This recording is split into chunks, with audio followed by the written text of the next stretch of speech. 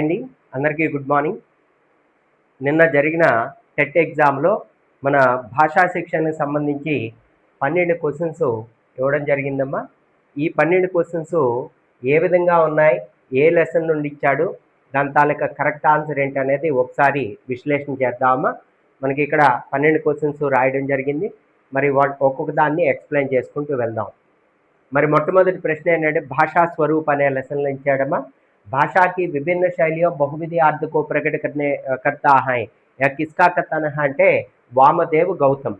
ఇది పరిభాషల నుండి ఇచ్చాడు. మనం ఆల్రెడీ మనం వీడియోలో చేసి చెప్పుకున్నాం. ఖచ్చితంగా వీడియో అంటే మన పరిభాషల్లోంచి జాగ్రత్తగా చూసుకోమని చెప్పన్నాం. మరి అక్కడ అంటే వాగ్ నిర్దోష వాగ్ సే కళ్యాణ్ హోతా హై ఆంగీరస్ అని, నెక్స్ట్ దివ్యత శ్రేయ और సుమతి ప్రాప్తి హోతా హై అని చెప్పనుకున్నాం. మరి అలాగే అథర్వణ వేదలో అందరికీ భాషను ఉపయోగించడం జరిగింది. ఇంద్రుడు సర్వప్రథం ఋగ్వేదంలో అని ఇంద్రుడు మొట్టమొదట భగవాన్ స్మృతికి వెళ్ళి అంటే భగవంతుడిని స్మరించడం కోసం భాషను ప్రయోగించాడని చెప్పి మనం చెప్పుకున్నాము. కాబట్టి ఇక్కడ ఎవరు చెప్పారంటే భాషాకి విభిన్న శైలియం బహువిధి అర్థకో ప్రకటకర్తా హై కిస్కా కథన అంటే వామదేవ గౌతమ్ అమ్మ.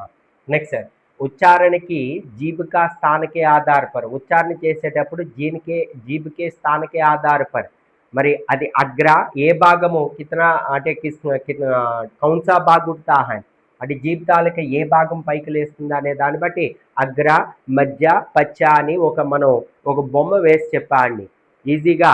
అగ్రు పచ్చు, నెక్స్ట్ అగ్రు పచ్చు మధ్య అని చెప్తూ దాంతోపాటుగా రెండింటి కలిపి సంవృత్ అర్ధ సంవృత్ వివృత్ అర్ధ వివృత్ అనేది ఒక బొమ్మ వేసి చెప్పాం. దాంట్లోంచి ఇచ్చాడమ్మా ఈ అనే దాని తాలూకా ఉచ్చారణ స్థానము, దాన్ని అగ్రస్వర్, దాన్ని ఏమంటారమ్మా అగ్రస్వర్ అని అంటాడు. నెక్స్ట్ మూడో చూడండి వాక్య రచనలోంచి ఇచ్చాడు. బంకిం చంద్ర చటర్జీ ने राष्ट्रगीत वंदे मातरम की रचना की. ఇది కిస్ ప్రకార్ కా వాక్య హై, సరళ వాక్య, సంయుక్త వాక్య, మిశ్ర వాక్య అని చెప్పించాడు. కాబట్టి సరళ వాక్యమా, అదేంటి అంటే సరళ వాక్యం. నెక్స్ట్ ప్రతాప్ కో పరితాప్ కహ బోల్తా హై అంటే ఇది శబ్దోచ్చారణకు సంబంధించి ధ్వని విజ్ఞానం నుంచి ఇచ్చాడు. శబ్దోచ్చారణకే దోషకే కారణంలో మనం 4 రకాలు చెప్పుకున్నాం. ఒకటి శీఘ్ర ప్రయత్న లాఘవ్, ఆదత్, శబ్దం కి ధ్వనియం కా జ్ఞాన్ నా హోనా. శీఘ్ర ప్రయత్నం అంటే ఏదైనా పని త్వరగా నేర్చుకోవాలనే ఉద్దేశంతో ఉచ్చారణ చేసేటప్పుడు కొన్ని పదాలని వదిలేస్తాడు. విజయ్ బోల్తా హై. అలాగే ప్రయత్నము లేకుండానే తక్కువ ప్రయత్నంతోనే పిల్లవాడు నేర్చుకోవాలి అనుకుంటాడు. కాబట్టి అక్కడ కూడా ఏం చేస్తాడంటే మరి తక్కువ ప్రయత్నంతోనే అభ్యాసం అనేది చేయకుండా మనకి ఉచ్చారణ అనేది తప్పు పలుకుతుంటాడు. అలాగే ఆదత్ అంటే అలవాటు అయిపోవడం. ఠీక్ హైనా, బోల్తే సమయ ఠీక్ హైనా, సమయైనా ఇలాంటి కొన్ని ఆదత్ శబ్దాలను వాడుతుంటాడు. దానివల్ల కూడా శబ్దోచ్చారణ దోషాలు వస్తాయని చెప్పి అనుకున్నాం. ఇకపోతే 4వది ఏంటంటే శబ్దంకే ధ్వనియం కా ఉచ్చారణ కర్నే కా జ్ఞాన్ నా హోనా. శబ్దోచ్చారణ ఏ విధంగా చేయాలి అనేది జ్ఞానం తెలియకపోవడం వల్ల సిగ్నల్ అని అనమంటే సిగ్నల్ కా తాహాయ్, సిగ్నల్ అని అంటాడని. ప్రతాప్కు పరతాప్ కథా హై. ఇది క్లియర్గా ఎగ్జాంపుల్ అదే ఎగ్జాంపుల్ ఇచ్చాడమ్మా. ప్రకాష్కు పరకాష్ కథే హై. మరి ఆ ఎగ్జాంపుల్నే డైరెక్ట్గా ఇచ్చేసాడమ్మా. కాబట్టి ప్రతాప్కు పరతాప్ బోల్తా హై శబ్దోచ్చారణ దోషకే కారణ్ అదేంటమ్మా శబ్దోచ్చారణకే జ్ఞాన్ నా హోనా. శబ్దోచ్చారణ చేసే జ్ఞానం లేకపోవడం వలన పరతాప్ అని అంటాడమ్మా. ఓకేనా. కాబట్టి ఇది 4వదమ్మా. నెక్స్ట్ वाचन संबंधी कारण और उपचार की चर्चा किसने की है. మరి వాచన సంబంధి సస్రవాచన చేసేటప్పుడు కొన్ని దోషాలు వస్తాయని చెప్పి అనుకున్నాం. ఎన్ని దోషం और ఉపచారం पर किसने प्रयोग किया है. మరి దాన్ని ఎవరు ప్రయోగాలు చేశారంటే మరి బ్రుక్నెర్ అనేవాడు చేస్తాడు, అంటే ప్రయోగాలు చేస్తాడు. ఆ ప్రయోగాలకి గల కారణాలు ఏంటి, ఆ కారణాల వల్ల నెక్స్ట్ ఉపలబ్ధియోं की सूची किसने बनाया అంటే మైంజెల్నే బనాయా. కాబట్టి చర్చ దీని మీద వాచన సంబంధీ కారణాలు అంటే సస్రవాచనకే దోషకే కారణ్, సస్రవాచన చేసేటప్పుడు దోషాలకు గల కారణాలు ఏంటి, అలాగే దానికి ఏ ఉపచారం తీసుకోవాలనేది ఎవరు చెప్పారమ్మా శ్రీ మైంజెల్. ఓకేనమ్మా. నెక్స్ట్ అలాగే అది సస్వరవాచన నుంచి ఇచ్చాడు. తరువాత మౌనవాచనకి ఆవశ్యకత నహీ హై, మౌనవాచనకి ఆవశ్యకత నహీ హై, మౌనవాచన తాలకు ఆవశ్యకత కానిదేంటి అన్నాడు. మౌనవాచనకి ఆవశ్యకత ఏంటి? మనోరంజన్ ప్రాప్తి కరానా, మానసిక విశ్రాంతి, తీవ్ర గతి से वाचन करवाना, ఇవన్నీ కూడా వస్తాయండి. అందులో अवकाश के समय का सबसे सुंदर उपयोग, सबसे सुंदर उपयोग అని మనం పుస్తకాలే అని చెప్పుకున్నాం. 3 కంపారిజన్ చేసాం. అవకాశ కే సమయ కా సబ్సే సదుపయోగ దేని ద్వారా అవుతుందంటే పుస్తకాలయ ద్వారా అవుతుంది, నెక్స్ట్ సాగామి క్రియ ద్వారా అవుతుంది, మౌనవాచన ద్వారా అవుతుందని మనం కంపారిజన్గా చెప్పుకున్నాం. కాబట్టి ఇక్కడ ఏమిచ్చాడు వాడు? కానిది ఇచ్చాడు. కాబట్టి ఇక్కడ నెగిటివ్ పాయింట్లు ఇచ్చాడండి. అవకాశకే సమయక దురుపయోగాన్ని ఇచ్చాడు, కానీ ఇక సదుపయోగం ఉండాలి. కాబట్టి ఇది కానిది అవుతుందండి. నెక్స్ట్ హస్తలిపిక ఖరాబ్ హోనా అధూరి పడాయికి నిశాని హై. ఇది లేఖన శిక్షణలో లిఖిత కార్యలోంచి లేఖన శిక్షణలో సులిపి, ప్రతిలిపి, అనులిపి, నెక్స్ట్ శృతిలిపి అనే 4 లిపుల గురించి చెప్తా. అందులో సులిపి తాలూకా ఆవశ్యకత ఏంటి అంటే మంచి రైటింగ్ ఉండడం వలన సంబంధం కో స్థాపిత కియా జా సక్తా హై, అచ్చే అంక ప్రాప్తి కర్ సక్తా హై, మంచి మార్కులు అనేవి సాధించవచ్చు అని చెప్పి అంటాము. కాబట్టి సులిపి అనేది ఛాత్రంకి లియే దుగుణ ఆవశ్యక హై. సులిపి అనేది పిల్లవాడికి రెట్టింపు అవసరము అని చెప్పి అంటాడు. మరి మంచి రైటింగ్ గురించి చెప్తూ గాంధీ గారమ్మా, ఎవరు చెప్పారమ్మా? గాంధీ గారు. మరి తన రైటింగ్ కూడా గాంధీ గారి తాలూకు రైటింగ్ కూడా బాగున్నది కాబట్టి ఆయన ఒక విషయాన్ని చెప్పారు. ఏం చెప్పారంటే హస్తలిపిక ఖరాబ్ హోనా అధూరి పడాయికి నిశాని హై. అంటే చేతి రైటింగ్ అనేది బాగోకపోతే వాడు అర్థజ్ఞానము కలిగిన వాడే అని చెప్పి అన్నాడు. కాబట్టి ఇది ఎవరు చెప్పారంటమ్మా? గాంధీజీ.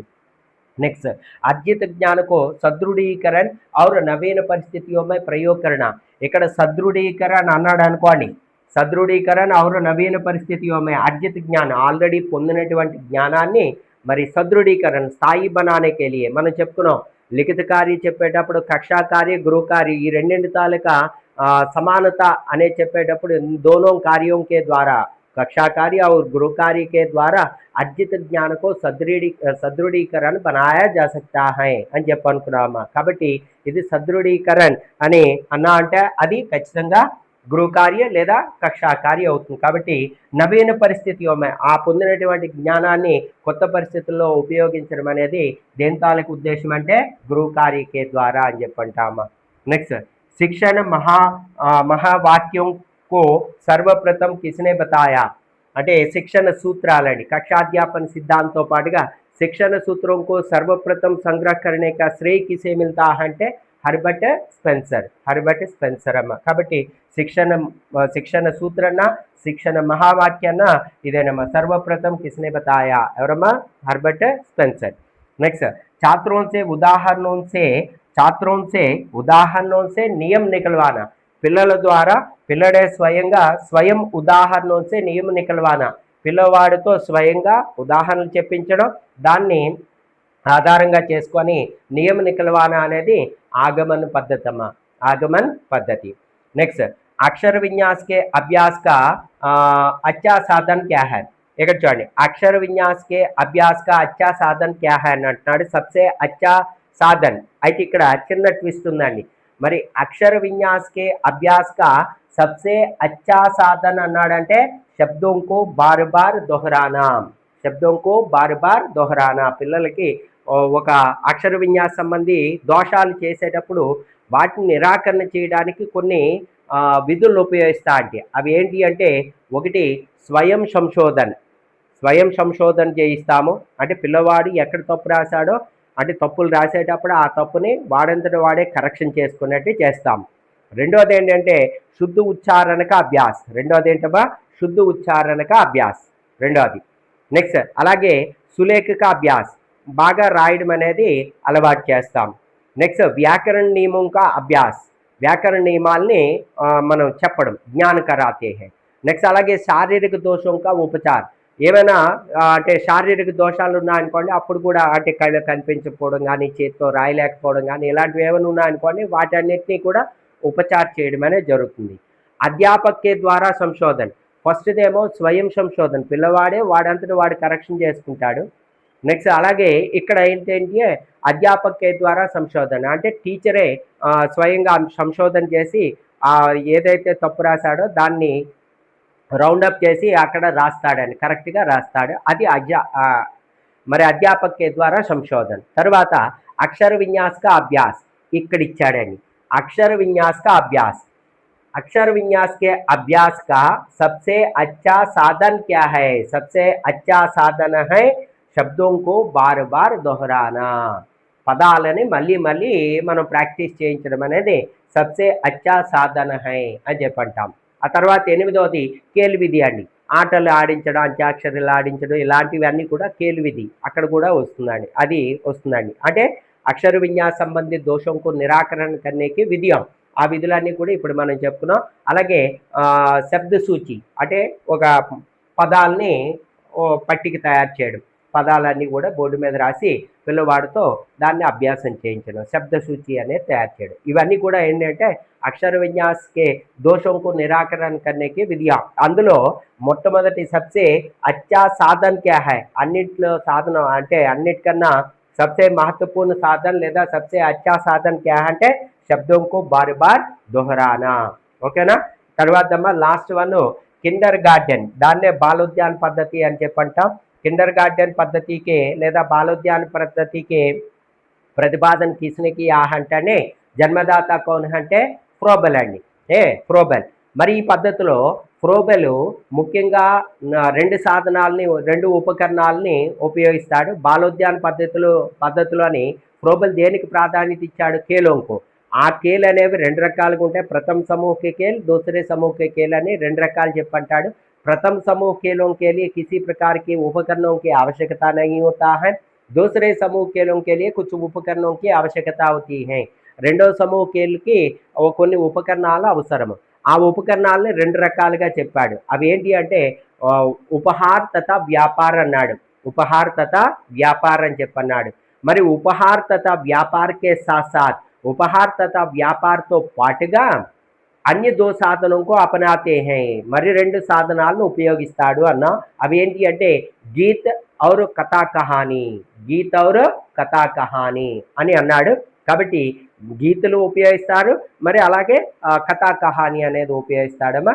కాబట్టి ఇక్కడ బాలగీత వాద్యంత్రాన్ని ఇచ్చాడని మనకి చెప్పడం జరుగుతుంది. కాబట్టి బాలగీతలు కాదని గీత్ అన్నాడు. కాబట్టి గీత్ ఔర్ కథా కహాని అనేది ఆప్షన్ అవుతుందమ్మా. కాబట్టి ఉపహార్ వ్యాపార బాలగీత అనేది బాలగీతలు కాదు, గీత్, గీత్ ఔర్ కథా కహాని. కాబట్టి ఇది బాలగీత్ అనేది మనకి ఆన్సర్ అవుతుందమ్మా. ఓకేనా. మరి ఈ విధంగా కిండర్ గార్డెన్ బాలోద్యాన పద్ధతి సే సంబంధిత ఉపకరణ నహీ అన్నాడు. జాతి చూసుకోవాలమ్మా. ఉపకరణ యహ అంటే ఉపహారు, వ్యాపార, గీత్, కథా కహాని అనేది 4 అవుతాయమ్మా. ఇదమ్మా మనకి 12 బిట్లు ఈ విధంగా మనకి నిన్న జరిగినటువంటి టెట్లో ఇవ్వడం జరిగింది. అయితే ఎక్కడా కూడా ట్విస్టింగ్ లేకుండా డైరెక్ట్ బిట్స్ ఇవ్వడం జరిగిందమ్మా. మరి ఈ పేపర్ని ఆధారంగా చేసుకొని మనం డిఎస్సికి ప్రిపేర్ అయితే సరిపోదమ్మా. ఎందుకు అంటే ఇక్కడ ఇచ్చిన బిట్లు డైరెక్ట్గా ఇచ్చాడు. ఇదే విధంగా డిఎస్సికి ఇస్తాడని మనం ఎవరు కూడా అంటే రిలాక్స్ అవ్వడానికి లేదు. కాబట్టి మెథడాలజీలో కిందన ఆప్షన్స్ని బట్టి మనం క్వశ్చన్ని చేయొచ్చు. కాకపోతే దాని మీద పూర్తి అవగాహన ఉంటేనే మనం పూర్తిగా చేయగలుగుతాం. కాబట్టి మరి ఈ బిట్లు ఇలా ఇచ్చాడు కాబట్టి డైరెక్ట్గా ఇచ్చాడు కాబట్టి ఇదే విధంగా ఉంటుంది, పర్వాలేదు అని ఎప్పుడు కూడా రిలాక్స్ అవ్వద్దమ్మా. మరి ఎంతవరకు ఎలా అయితే మరి ప్రిపరేషన్ అనేది కొనసాగించారో మరి అదేవిధంగా డిఎస్సి కూడా మరి ఎక్కడా కూడా రిలాక్స్ అవ్వకుండా అదే వేడితో మరి ప్రిపరేషన్ అనేది కంటిన్యూ చేయండి. ఓకేనా. ఆల్ ద బెస్ట్ అమ్మా.